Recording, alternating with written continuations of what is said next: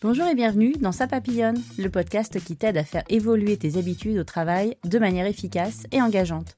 Je suis Rosanne Lemarchand, formatrice en efficacité professionnelle et chaque semaine, j'explore des thématiques variées autour de la gestion du temps et de la formation. Je te partagerai des conseils pratiques pour une meilleure organisation au travail et des histoires inspirantes pour t'accompagner sur ton chemin de formation. Ce qui m'importe, c'est de t'aider à faire un pas de côté, d'observer tes comportements au travail, de prendre du recul et j'espère te faire avancer. Chaque épisode est une opportunité d'explorer de nouvelles idées et d'acquérir des compétences. Installe-toi confortablement et laisse-toi guider. C'est parti! Salut et bienvenue dans ce nouvel épisode de Ça papillonne. Je te souhaite une très bonne année 2026, tout simplement. Et je voulais démarrer cette année avec quelque chose avec laquelle j'ai terminé moi l'année et je voulais t'en faire profiter en ce début d'année. Janvier, c'est souvent le mois des bilans, des listes de tâches infinies, des résolutions, des choses qu'on n'a pas terminées en fin d'année et qu'on s'était juré de faire pendant les vacances. Ça, c'est moi tout craché et au final, je me suis juste reposée. Donc, je suis dans la team, j'ai rien fichu pendant les vacances ou pas grand-chose et c'est très bien comme ça.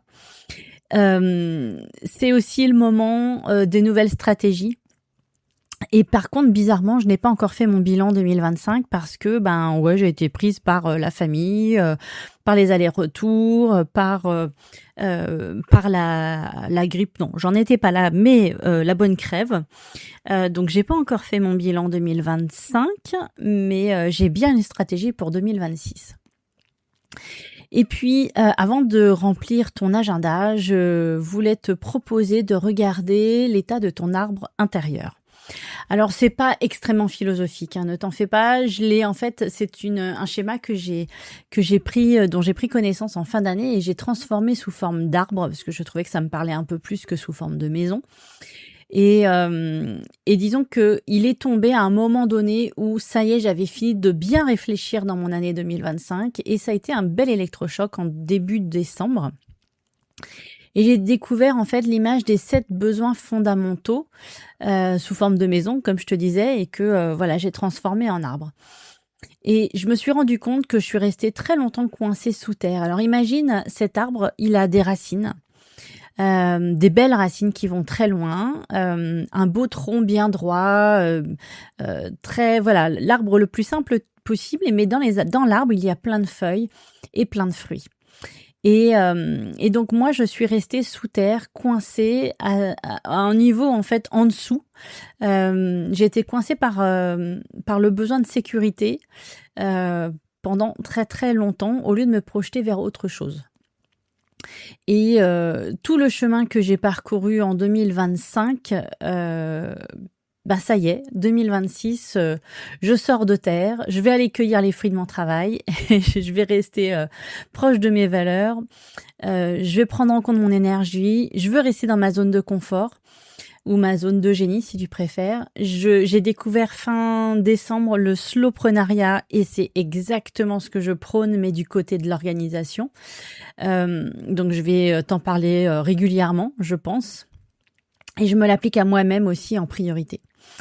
Et tout ça pour dire que 2026, je vais prendre du plaisir à partager, à évoluer et puis à accompagner les personnes qui vont venir à moi. Cette année, en fait, je veux rien faire dans la douleur. Donc, tant que ça me fait plaisir, c'est OK. Et puis, si ça me demande vraiment de la douleur, je le sens pas, je vais suivre mon intuition, je n'irai pas. Donc, je vais respecter comme ça mes principes, mes peurs aussi, peut-être, tout simplement. Et puis, peut-être qu'à un moment donné, je les dépasserai, ces peurs-là. Mais pour l'instant, j'ai juste pas envie d'être dans l'inconfort. Je veux que 2026 démarre dans quelque chose de fluide, de sympa pour moi, où je prends beaucoup de plaisir. Et si je l'ai de l'inconfort, je n'ai pas de plaisir. Donc, je vais rester sur ce que je sais faire. Comme ça, je suis en sécurité et je prends confiance et c'est un cercle vertueux. Alors donc, on va revenir à cet arbre. Donc en bas, dans les racines de l'arbre, on a quatre besoins qui se mettent les uns à côté des autres. On s'alimente de ces 4 principes-là, de ces 4 besoins-là, qui sont la sécurité, l'importance, la diversité et l'appartenance. Ce sont des besoins émotionnels. Le problème, c'est que on a tous besoin de se sentir en sécurité et bien sûr de se sentir reconnu. On a tous besoin de liens sociaux et de nouveautés pour éviter l'ennui, tout simplement au quotidien. Mais si on reste coincé en fait dans cette partie-là, on ne fait qu'alimenter ces 4 parties et pas le reste. Donc on ne voit pas les fruits qui sont dans l'arbre. Or si on avance si on a plus un objectif, un besoin de ce qu'il y a dans l'arbre et pas que dans les racines, on va forcer notre cerveau à voir le positif de chaque situation, on va vibrer différemment, on va devenir solaire. Alors qu'est-ce qu'il y a dans le fruit, dans les arbres, dans l'arbre en haut, dans les feuilles et dans les fruits? Ce sont les besoins spirituels, qui sont la croissance, la gratitude et tout en haut, l'amour. Alors l'amour du métier, l'amour des autres, bien sûr l'amour de soi-même. C'est pas négatif de prendre soin de soi et de s'aimer, c'est même hyper important. C'est ce qui donne du sens à tes journées. Pourquoi je travaille? Pourquoi j'ai monté ma boîte? Pourquoi est-ce que j'ai pris ce poste? Autant de sujets qu'il ne faut pas perdre de vue en ce début d'année. Donc la croissance et la gratitude sont les 2 objectifs pour moi cette année. Je veux sortir des racines de la sécurité pour aller vers la gratitude et la croissance. Mais ce n'est pas y aller avec force et douleur. J'ai un plan tactique tout simplement. Tous les jours déjà pour alimenter cette gratitude, je vais écrire sur un papier les gratitudes de la journée que je vais mettre dans un bocal et je vais voir remplir ce pot de gratitude qui est à côté de moi au fur et à mesure de l'année, et je vais forcer en fait mon cerveau à ne voir pas que le positif mais aussi le positif dans toutes les situations. Et ces choses positives là, au fur et à mesure, mon cerveau va pouvoir me le faire vibrer en fait à l'intérieur de moi, et moi je vais même rayonner en fait du positif. Alors je vais pas être la personne positive à tout prix, hein, bien sûr, je vais avoir des interrogations, je vais avoir des doutes, etc. Mais par contre, je vais peut-être pas me laisser autant envahir par ce besoin de sécurité, ce besoin d'appartenance ou ce besoin d'importance que je pourrais alimenter en restant en fait dans les racines. Donc je vais saluer la gratitude toute l'année, cette année, avec ce pot que je vais remplir, et à la fin de l'année, ce sera beaucoup plus simple pour moi de faire le bilan de tout ce qui a été chouette aussi pendant mon année, et je veux absolument continuer à vibrer comme j'ai vibré au mois de décembre, cette joie d'avoir trouvé ma voie, d'avoir trouvé quelque chose qui m'intéressait, qui me plaisait et que j'avais envie de partager auprès de toi. Et j'en suis certaine que la croissance va arriver toute seule, parce que je suis à ma juste place, parce que je reste dans mes valeurs, je suis les valeurs que je veux. Alors c'est pas que je m'impose, hein, mais qui sont importantes pour moi. Et je suis certaine qu'évidemment l'amour viendra aussi, mais tout ça, la gratitude, je pense que en effet c'est la base de tout, qui alimente l'appartenance, qui alimente la sécurité, qui alimente la diversité, qui alimente l'importance. Il y a beaucoup de choses, je pense, dans la gratitude qui nous permet d'avancer et d'être au-delà en fait des choses négatives. Donc on va accueillir ces choses négatives, on va essayer de trouver les choses positives qui se cachent derrière. Quelle situation finalement fait que à cause de quelque chose de négatif va m'apporter de positif. Et si du coup ton efficacité professionnelle n'était que le reflet de ton équilibre émotionnel? Après tout, dans cet arbre, on a bien la base qui sont les besoins émotionnels et au-dessus les besoins spirituels. Et si au quotidien, tu te fais manger par ton stress, par tes émotions, par la panique, par une surcharge mentale, etc. Et si c'était ça, en fait, qui affectait ton efficacité à toi. Donc, si on prenait les choses dans l'autre sens, se sentir posé, pleine d'élan, si tes émotions sont à la cool, tu vas pouvoir mieux gérer ton temps. Alors, à chaque fois, je dis attention, on gère pas le temps, c'est le temps qui nous gère, etc. On met des choses dans le temps et pas l'inverse. Donc, gérer son temps, c'est vraiment être conscient de ce qu'on met à tel moment de la journée. Qu'est-ce qu'on fait consciemment que ça rentre dans un temps Ou alors on se laisse le temps parce qu'on est en pleine créativité et c'est très bien aussi comme ça, mais on se laisse du temps et on est très très bien comme ça. En fait, moi, ce que je ne veux pas imposer aux gens, c'est ce stress de tout faire tout de suite, en fait. C'est pas du tout le sujet. Là où, en fait, ton besoin est attiré, il faut que tu y ailles. Par exemple, moi là, ça y est, je lance ma formation. Je vais t'en parler tout à l'heure. Je lance ma formation, je suis obnubilée par ça. Donc, tout le reste, pour moi, est accessoire. C'est ça ma priorité. Ma priorité, c'est que ce lancement de formation se déroule comme il faut. C'est pour ça que j'ai même pas enregistré mon épisode la semaine dernière en étant tout à fait malade, on est bien d'accord. Donc, ce matin, je l'ai pas fait, j'étais sur autre chose. Je me suis dit, allez, je fais mon épisode tout de suite, il sera quand même sorti aujourd'hui ou demain. Au pire, il sera mardi. Ouh là là, quelle catastrophe. Voilà, je m'excuse déjà dès le départ, mais c'est très bien comme ça, ce sera OK pour moi. Donc j'ai voulu vraiment me mettre que sur un seul objectif. Je suis focus sur cette formation qui va sortir là, qui est même sortie. Ça y est, les inscriptions sont ouvertes, j'en reparle tout à l'heure. Et voilà, toute mon énergie, en fait, elle est là-dessus. Et je me suis dit, tiens, j'ai quand même un petit creux de quelques minutes de calme à la maison. Je vais pouvoir faire mon épisode et puis je vais me le programmer pour ce soir ou pour demain matin, qu'importe. Mais je vais le programmer, mais j'ai le temps. Une fois qu'il est enregistré, après, je suis partie pour faire autre chose, c'est pas un souci. Donc, revenons-en aux moutons. Tu vas te sentir posée, pleine d'élan, si tes émotions sont à la cool. Je répète. À l'inverse, si tu te sens débordé, si tes émotions te font vivre un enfer, rien ne sera clair. Tu seras dans le brouillard, ton chemin sera complètement perdu au milieu de tout ce chaos mental. Et on pense souvent que mieux gérer son temps, c'est synonyme de meilleur outil ou un nouvel outil. Or, c'est plus le besoin de sécurité qui n'est pas rempli. Donc, on va procrastiner par peur de mal faire.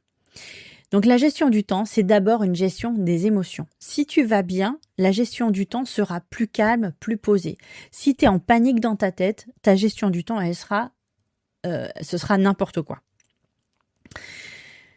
Alors ce que je te propose, maintenant que tu as bien visualisé cet arbre avec les racines, donc je te répète, aux racines, nous avons la sécurité, l'importance, la diversité et l'appartenance. Et si tu restes dans cette partie-là, si tu es coincé dans cette partie-là, il est temps que tu ailles voir un petit peu au-dessus ce qui se passe dans les fruits, dans l'arbre en haut, avec les besoins spirituels qui sont la croissance, la gratitude et l'amour. Donc je te pose la question, où est-ce que tu étais toi en 2025? Dans quelle partie de l'arbre? Quelle zone était peut-être en travaux? Tu vois, était peut-être en réflexion. Quelle zone a le plus rayonné en 2025 pour toi? Et où est-ce que tu voudrais aller en 2026? Quelle est ton intention pour 2026? Moi, clairement, mon intention, elle est sur la gratitude et sur la croissance. Je prends mon business en main selon mes choix, mes valeurs, mes besoins, pas ceux des autres. Et je vais encore moins copier ce qui est censé marcher, vous savez, avec les vendeurs de rêves à 10 000 € par jour, etc. Je vais vraiment faire ce qui me plaît, vraiment. Donc aussi, entre parenthèses, la prospection téléphonique, le passage dans les entreprises pour serrer des mains, prendre des rendez-vous, c'est absolument pas ma zone de confort. Je suis vraiment très mal à l'aise, en fait, parce que j'aimerais pas qu'on me fasse ça. Donc, je ne vais pas le faire. Par contre, il est possible que j'anime des ateliers, des choses comme ça, pour faire découvrir mon travail. Et c'est comme ça que moi, je me sens le mieux. Les gens découvrent un petit peu comment je travaille. Et après, derrière, ils se projettent peut-être pour leur entreprise ou pour eux-mêmes directement dans la situation. Je veux montrer ce que je suis capable de faire grâce à ces ateliers. Je vais aussi te proposer, si tu as envie de m'accompagner, d'écrire du coup chaque soir sur un papier tes gratitudes de la journée. Alors moi c'est simple, c'est un papier qui a la taille d'un post-it mais qui n'est pas un post-it mais c'est la taille d'un post-it. Des petites cartes cartonnées comme ça que je plie en 4. Donc je mets toutes mes gratitudes sur la même carte et je mets la date du jour. Donc tout à l'heure, en fin de journée, je ferai ma carte pour la journée du 5. Je n'ai pas encore réfléchi à ça d'ailleurs.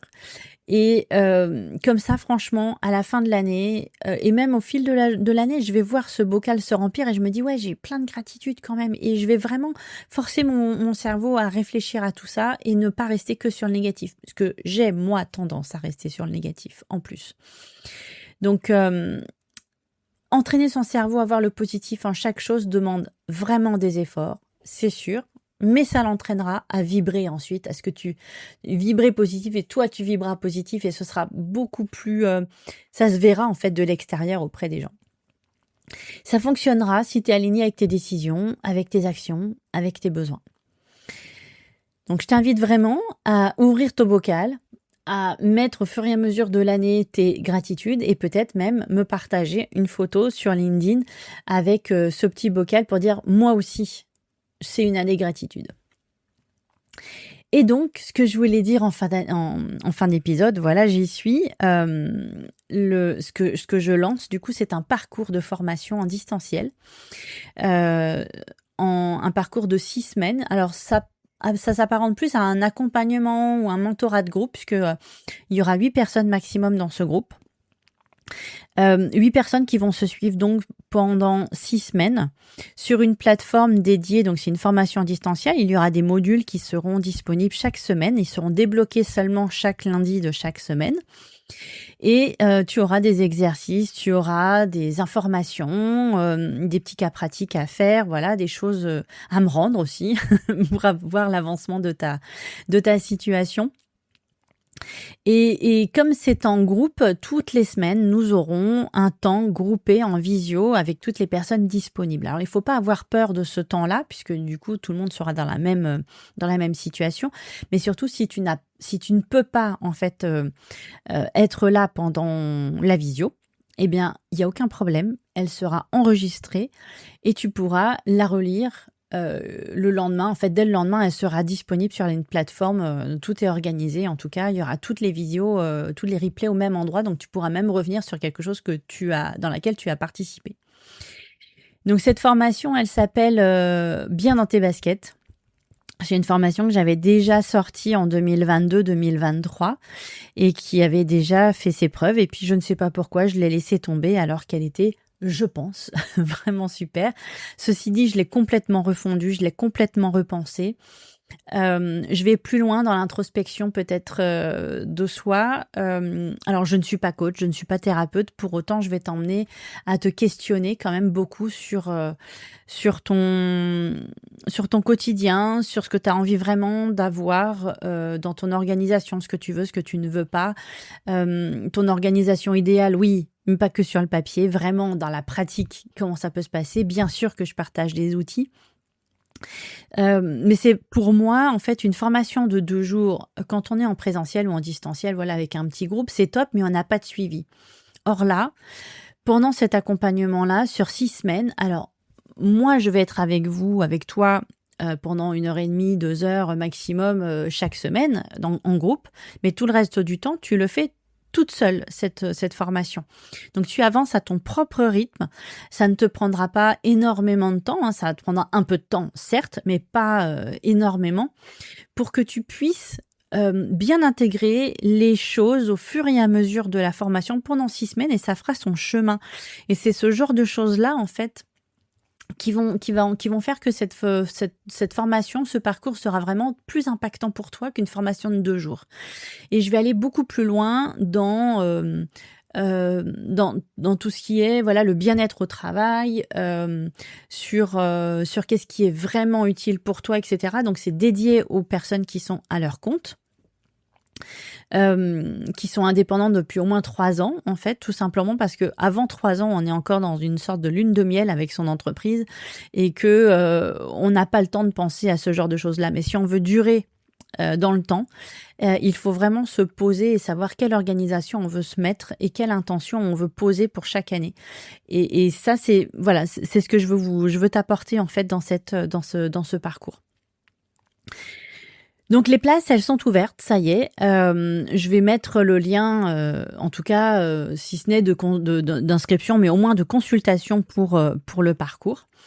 Tu pourras même m'appeler si tu as envie pour, en tout cas, aller sur un créneau d'une demi-heure pour discuter de ce parcours-là, pour voir si ça te correspond, tout simplement. Et puis moi, je te dirais, j'aurais l'honnêteté de te dire si ça te correspond. Ça, je n'ai pas envie de former des gens qui n'ont pas envie. Déjà, ou si ça ne correspond pas à leurs besoins. Donc, clairement, si le besoin est là, bien sûr que je t'emmènerai sur ce parcours, je t'accompagnerai. Mais si le besoin n'est pas là, il n'y a pas de raison que tu rentres dans le parcours. Donc, dans le descriptif de l'épisode, tu auras le lien vers l'inscription vers la formation, mais l'objectif n'est pas de s'inscrire, c'est au moins d'avoir toutes les informations. Bien sûr, tu peux me contacter par message privé aussi sur LinkedIn. N'hésite pas, je suis à ta disposition. Je vais évidemment faire toute une campagne d'information et publier régulièrement à ce sujet pendant le mois de janvier. Il faut juste savoir que la formation démarre, c'est une cohorte donc de 8 personnes, démarre le 26 janvier au matin, donc c'est un lundi matin. Même si tu ne peux y aller qu'à 16h ou 18h le soir, il n'y a aucun problème, ou le mardi, il n'y a aucun souci, il ne faut vraiment pas te prendre la tête. Et il faut savoir aussi qu'il y a un tarif spécial qui est en place depuis aujourd'hui, et ça pendant 10 jours, là jusqu'au 14 janvier, 23h59. Il y a un tarif spécial pour cette formation qui est en place, et ensuite ce sera le tarif plein pour cette formation. Donc n'hésite pas, si tu as la moindre question, je suis à ta disposition. Je t'invite aussi éventuellement à t'inscrire à la newsletter, et ça y est, elle est lancée depuis ce matin, et donc j'ai envoyé ma première newsletter aux personnes qui sont déjà inscrites. Il faut juste savoir qu'il n'y en aura qu'une seule par mois, donc j'en ai parlé ce matin dans la newsletter, mais donc pour les personnes qui s'inscrivent maintenant à la newsletter, sachez que vous aurez la prochaine au mois de février, voilà, pas avant. Encore une fois, je te souhaite une très bonne année 2026, pleine donc de gratitude et de petits bonheurs, de plein d'émerveillements également. Et puis, je te dis à la semaine prochaine, et ce sera une interview d'Alessia Bouquet. Et je vais préparer d'ailleurs je vais monter l'épisode et je vais le mettre en programmation pour qu'il arrive lundi. Je te souhaite une très très bonne journée, soirée, matinée, qu'importe, ou week-end, ou nuit. Allez, à plus tard. Ciao, ciao. Merci d'avoir écouté cet épisode. Si tu as aimé, je t'invite à t'abonner, à laisser un avis ou des étoiles et à partager avec tes amis. Je suis aussi à ton écoute. Alors propose-moi des sujets à aborder et je me ferai un plaisir de creuser le sujet. On se retrouve la semaine prochaine pour une nouvelle conversation passionnante. Salut!